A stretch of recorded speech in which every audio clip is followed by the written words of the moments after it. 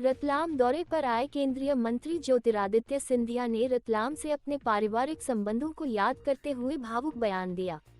उन्होंने कहा कि वे यहां जनप्रतिनिधि नहीं बल्कि एक परिवार के सदस्य के रूप में आए हैं। देखिए संजय सिंह तोमर की ये रिपोर्ट। रतलाम पहुंचे केंद्रीय नागरिक उड्डयन मंत्री ज्योतिरादित्य सिंधिया। मंच से दिया दिल को छू लेने वाला बयान। कहा, मैं यहाँ जनप्रतिनिधि नहीं बल्कि आपका परिवार का सदस्य हूँ। उन्होंने रतलाम से सिंधिया परिवार के पीढ़ियों पुराने रिश्तों को याद किया और पिता माधवराव सिंधिया की जनसेवा का भी जिक्र किया। आइए जानते हैं ज्योतिरादित्य सिंधिया ने अपने भाषण में कहा।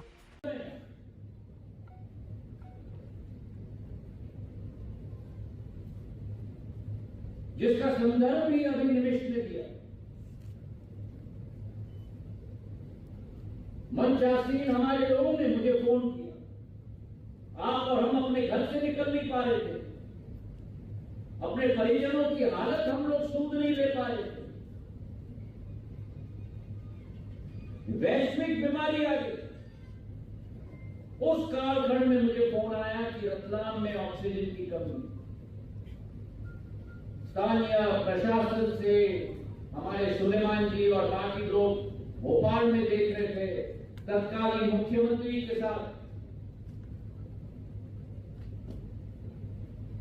भारतीय वायु सेना के साथ, भारतीय रक्षा मंत्री के साथ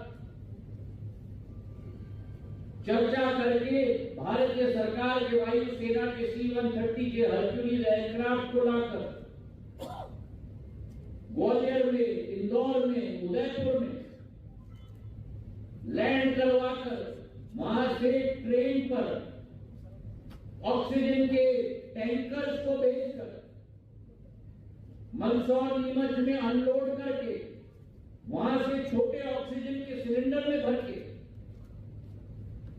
ताकि 5-6 दिन का सप्लाई रतलाम में पहुंच पाए, ये सुनिश्चित करने में दायित्व निभाने के भी एक मौका मुझे मिला था उस कालखंड में मेरे भाई।